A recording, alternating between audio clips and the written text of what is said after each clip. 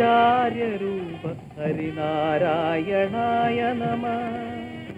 ഒന്നായ നിന്നെ ഇഹ രണ്ടെന്നു കണ്ടളവിൽ ഉണ്ടായൊരിണ്ടൽ ബദമിണ്ടാവതല്ല മമ. പണ്ടേ കണക്കു വരുവാൻ നിൻ കൃപാവലികൾ ഉണ്ടാകയെങ്കലിഹ നാരായണായ നമ. കിടപ്പ് കണ്ടില്ലേ?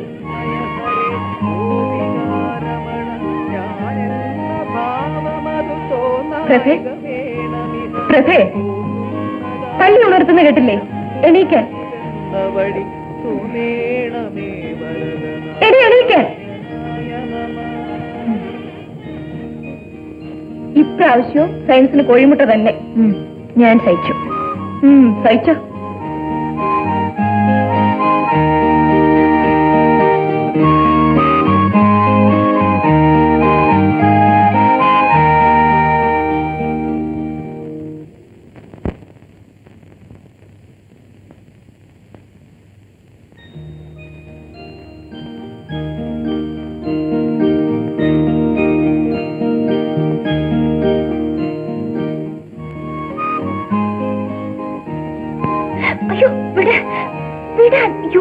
പിള്ളേരുടെ മുറി ലൈറ്റ് കാണുന്നു. പ്രിയ പഠിക്കാൻ എഴുന്നേറ്റെന്നാ തോന്നുന്നു. വിടോ. നമ്മളും പിള്ളേരെ വരുന്നില്ല. ഓ, ഫാമിലി പ്ലാനിംഗ് ഓഫീസർ ആയിരിക്കും. പ്ലാനിങ് നമ്മൾ രണ്ട് നമുക്ക് രണ്ടെന്നാണ് പ്രമാണം. ഇവിടെയോ നമ്മൾ രണ്ട് നമുക്ക് 4. എന്നിട്ടുണ്ടോ ഒരു തൃപ്തി? ദൈവം തരുന്നു, നാം വാങ്ങുന്നു. എന്നാലേ ആ ദൈവത്തെ ധ്യാനിച്ച് കണ്ണടച്ച് കിടന്നോളാം. വിടൂ. നല്ല കുട്ടിയല്ലേ? നരനായിങ്ങനെ ജനിച്ചു ഭൂമിയിൽ, നരകവാരിധി നടുവിൽ ഞാൻ. ഈ നരകത്തിൽ നിന്നെ കരകയറ്റിയിടണം. തിരുവയ്ക്കം വാഴും ശിവശംഭോ ശിവശംഭോ ശംഭോ ശിവശംഭോ ശംഭോ. ആഹാ, കൊച്ചു തമ്പുരാട്ടി എഴുന്നേറ്റിട്ടില്ലേ? എടി പ്രഭേ, എടി എഴുന്നേക്ക്, എടി എഴുന്നേക്ക്, എഴുന്നേക്ക്. ഓ, ഒരു കുമ്പാരന സേവ. ഞാൻ ഒരുപാട് വിളിച്ചാണല്ലോ. മുഖമാണെങ്കിൽ അടി വെച്ച് കൊടുക്കരുതായിരുന്നു. എഴുന്നേക്കടി. എഴുന്നേക്ക്. വാ, ഒന്ന് പുസ്തകം എടുത്ത് വെച്ച് പഠിക്ക്. നിഷേധി. വാ, ഇരിക്കെ, പഠിക്കേ. ഓ, ഫിലിം ഫെയർ, ഇവളുടെ ഒരു സിനിമ. പഠിക്കടി.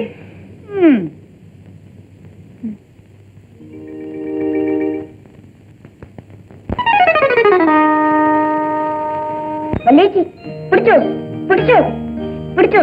വല്യേച്ചി പിടിച്ചോ. ഉണ്ണി പിടിച്ചോ. ഉണ്ണി എന്താ സ്വപ്നം കണ്ടോ? പട്ടത്തിന്റെ നൂല് പൊട്ടിപ്പോയി. നേരം വെളുത്തു. എണീക്ക്.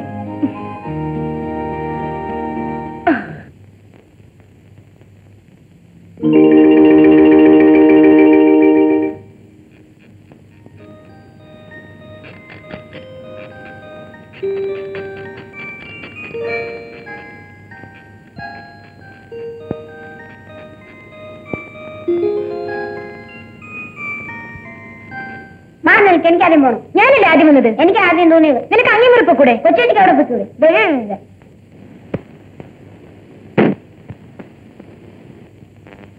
നീ എന്താ പ്രഭേ എപ്പോഴും ഇവനോട് ഇങ്ങനെ വഴക്കിടുന്നത്? നീ കൊച്ചുകുട്ടിയാണോ? ചേച്ചിക്ക് അല്ലെങ്കിൽ എന്നെ ഇഷ്ടമല്ല. ഒരു സൈഡ് പിടുത്തം. ഏത് സമയത്തും തമ്മിൽ തന്നെ തന്നെ. ഓ, പൂവിന് കോപം വന്നാലത് മുള്ളായി മാറുമോ തങ്കമണി. വല്യേച്ചി മതി. വയസ്സ് 7 കഴിഞ്ഞു. ഇപ്പോഴും കക്കൂസി പോയാൽ വലിയേച്ചി എന്ന് വേണം വെള്ളം ഒഴിച്ചു കൊടുക്കാൻ. കൊഞ്ചിച്ചു കൊഞ്ചിച്ച് ചെറുക്കനെ വഷളാക്കി കളഞ്ഞു. കൊഞ്ചിക്കാൻ മാത്രമല്ല, ശിക്ഷിക്കാനും അവൾക്കറിയാം. മാനിന് കോപം വന്നാലത് പുലിയായി മാറുമോ തങ്കമണി. മതി, വന്ന് വെള്ളം ഒഴിച്ചതാ. വല്യേച്ചി ദാ വരുന്നുണ്ണി. ഞാൻ ഈ സാരി ഒന്ന് മാറ്റിക്കോട്ടെ.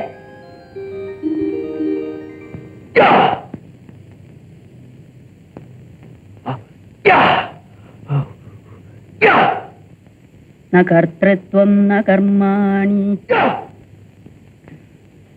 ലോകസ്യ സൃജതി പ്രഭു ന കർമ്മഫല സംയോഗം സ്വഭാവസ്തു പ്രവർത്തതേ.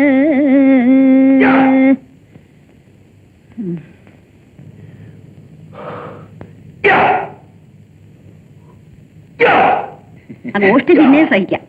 നായയുടെ മോങ്ങല് പോലുള്ള ആ ശബ്ദമാ തീരെ സഹിക്കാൻ മേലാത്തത്. ശബ്ദം ഇന്ന് ഇത്തിരി കൂടുതലാന്നേ. കാരണം എന്താണെന്ന് അമ്മച്ചിക്ക് അറിയാവോ? എന്തുവാടാ? അങ്ങോട്ട് നോക്കി.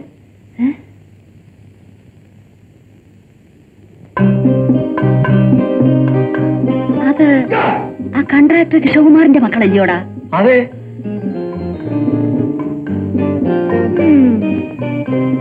ഉണ്ണി അങ്ങോട്ട് നോക്കാതെ നടക്കും. എന്താ ചേച്ചി? അത് ഭ്രാന്തന്മാർ താമസിക്കുന്ന വീടാണ് മേ. ദേ കണ്ടില്ലേ ഒരുത്തൻ ടെറസിൽ നിന്ന് കാണിക്കും.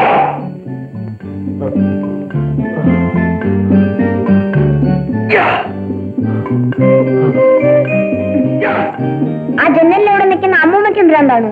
എവിടെ? അവരിവിടുത്തെ വാർഡനായിരിക്കും. നടക്ക്.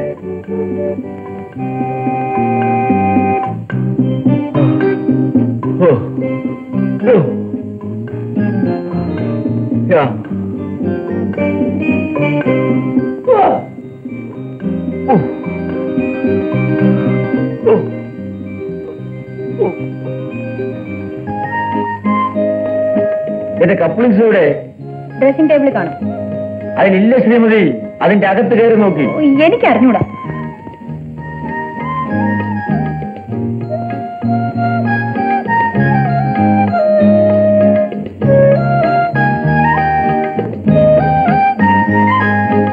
ഇതാച്ചാ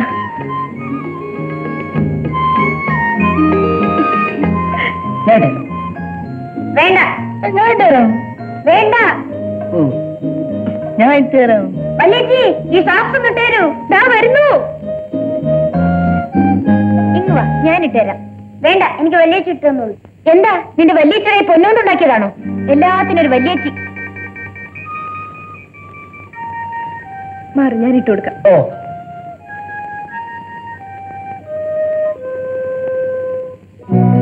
ഈ വീട്ടിലൊരു സാധനം വയ്ക്കുന്നിടത്ത് കാണില്ല. എന്താ ഇപ്പൊ കാണേണ്ടത്? എന്റെ മാത്സ് ഹോംവർക്ക്.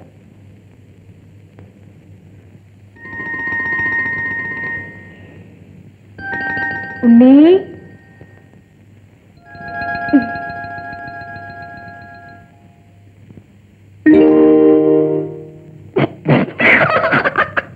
എന്താ അത്ര ചിരിക്കാൻ?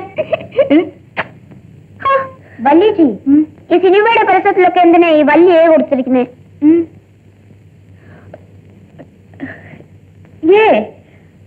അടൻസുള്ളി. അടൻസുള്ളി കുട്ടികൾക്ക് കാണാൻ പാടില്ലാത്ത സിനിമ. അതായത് ഈ യക്ഷിയുടെയും പ്രേതത്തിന്റെ ഒക്കെ കഥയില്ല, അതൊക്കെ അടൻസുള്ളി. അതാണ്. ആരാ പറഞ്ഞത്? ആണും പെണ്ണും തമ്മിൽ കെട്ടിപ്പിടിക്കുന്ന സീൻസ് ഒക്കെ ഒരുപാടുള്ളത് അടൻസുള്ളി. ആണോ വല്യേച്ചി? പ്രഭേ, നിന്നോടാരാ ഇങ്ങനെയൊക്കെ പറഞ്ഞത്? എന്നാ ഞാൻ അച്ഛനോട് ചോദിച്ചു. പിരീഡ് അവിടെ. അച്ഛൻ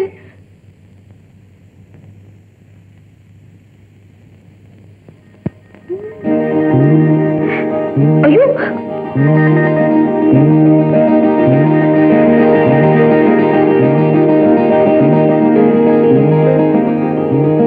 എന്താ അച്ഛനോട് ചോദിച്ചോ? ഇല്ല. അവിടെയും അടൽസുള്ളിയാ.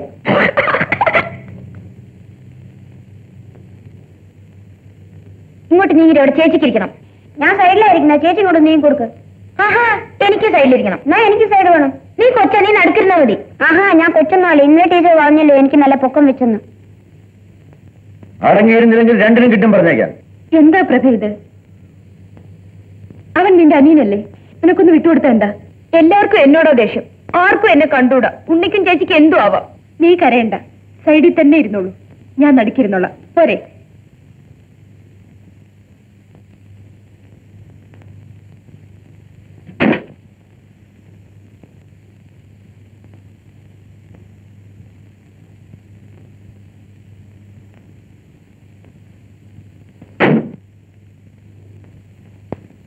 അമ്മേ, ഞാൻ അമ്മയുടെ ബാഗിൽ നിന്ന് 10 രൂപ എടുത്തിട്ടുണ്ട്. ശരി.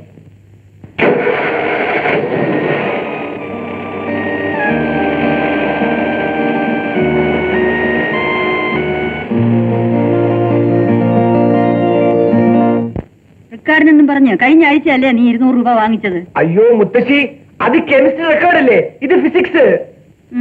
ആ കുന്തത്തിന്റെ പേര് നീ അന്ന് പറഞ്ഞതാ. അന്ന് പറഞ്ഞ ഫിസിക്സ് വേറെ, ഈ ഫിസിക്സ് വേറെ. അതുകൊണ്ടാ. ഒരു പേരിൽ തന്നെ രണ്ട് വിഷയമുണ്ടോ? പിന്നില്ലേ. ഷോ, ഇതിനാണ് ജനറേഷൻ ഗ്യാപ്പ് എന്ന് പറയുന്നത്.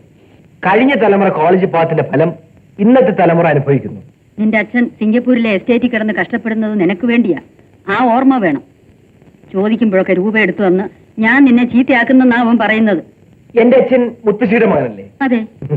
പിന്നെ എങ്ങനെ വിവരം ഉണ്ടാകാനാ? ആ, അത് ശരിയാ. എന്താടാ നീ പറഞ്ഞത്? എനിക്ക് വിവരമില്ലെന്നോ? നിന്നെ ഇനി ഞാൻ ശരിയാക്കുന്നുണ്ടടാ. അധികം ഇവിടെ വാടാ. എടാ, ഇവിടെ വാ. മുത്തശ്ശി വെറുതെ കിടന്ന് ഓടണ്ട. ആ പഴം കൊണ്ടുവന്നേക്ക്. പ്ലീസ്. Very sweet, no? മുത്തശ്ശി പ്ലീസ് ആ പരസ്യം കൊണ്ടുവന്ന കളി ഞാനിപ്പോ തുടരും. കൊള്ളാമടാ. ഇന്ന് ഞാൻ ശരിയാക്കണ. എടാ, ഇവിടെ വരാ.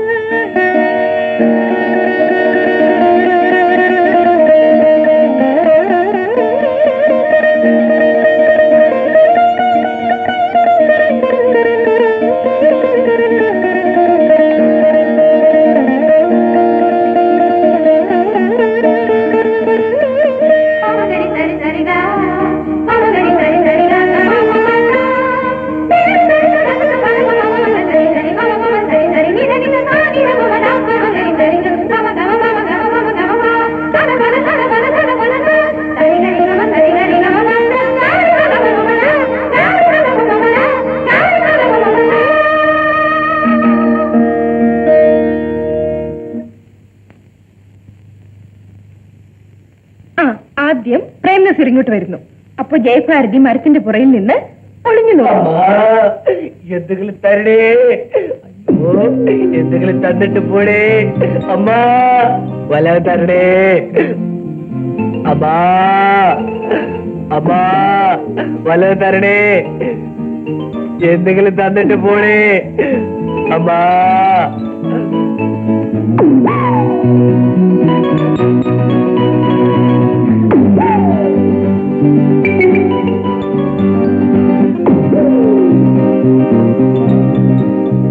പൈസ.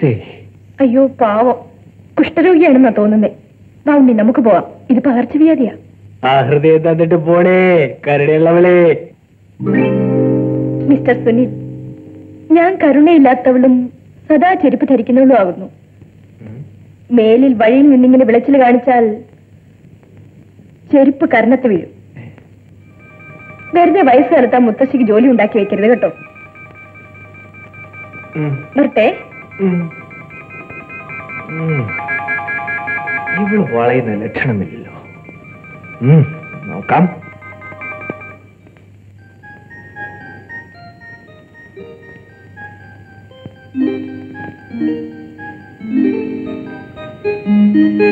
ഞാൻ നിൽക്കുന്ന സീറ്റാത് മാറവിടുന്ന്.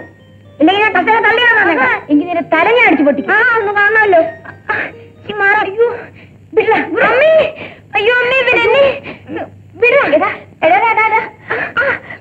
എന്റെ കൃഷ്ണ, ഈ പിള്ളേരെ കൊണ്ട് ഞാൻ തോറ്റല്ലോ. വിടാ. എന്നെ വിളിച്ചോ? ഈ പിള്ളേരെ ഒരു നിലയ്ക്ക് നിർത്തിയില്ലെങ്കിലുണ്ടല്ലോ എങ്ങോട്ടെങ്കിലും ഞാൻ ഇറങ്ങി പോവാ. ഇങ്ങനെയുണ്ടോ ഒരാവശ്യണ്ട? വിടാ. അവര് വിട്. എടി, നിന്നോടാ പറഞ്ഞത് ചേച്ചിനെ ഉപദേശിക്കാൻ വരണ്ട. എടി, അവള് പറഞ്ഞാ നീ അനുസരിക്കില്ല അല്ലേ? അവള് നിന്റെ ചേച്ചിയാ. അങ്ങനെയാണെങ്കിൽ ഞാൻ ഇവന്റെ ചേച്ചിയല്ലേ? ആ ചേച്ചി പൂച്ചി. നിർത്ത് കൊച്ചുകൂട്ടാ. ആ പത്രം ഇങ്ങോട്ട് എടുത്തോണ്ടോ. പക്ഷേ ഞാൻ അങ്ങോട്ട് മാറി നിൽക്ക്. ഞങ്ങൾ ഊണ് കഴിച്ച് കഴിയുന്നവരെ അവിടെ നനങ്ങരുത്. ഉണ്ണി, നീ ആ മൂലയിലെ കസേരയിൽ പോയിരുന്ന് പത്രം വായിക്കണം. ഞങ്ങൾ ഊണ് കഴിച്ച് കഴിയുന്നത് വരെ. മനസ്സിലായോ? ഓ,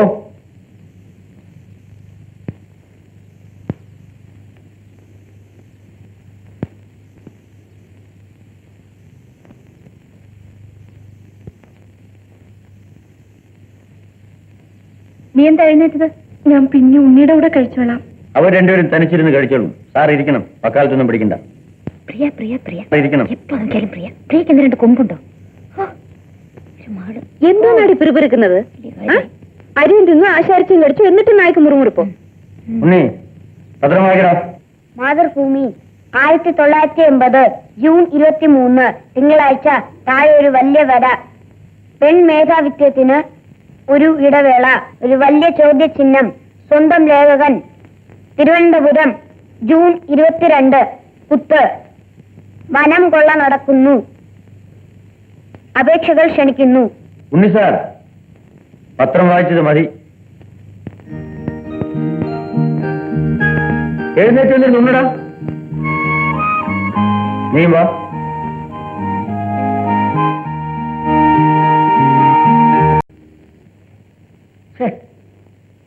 പ്രിയേ, ഇവരെ വിളിച്ചുകൊണ്ട് പോയി കളിപ്പിക്കേ.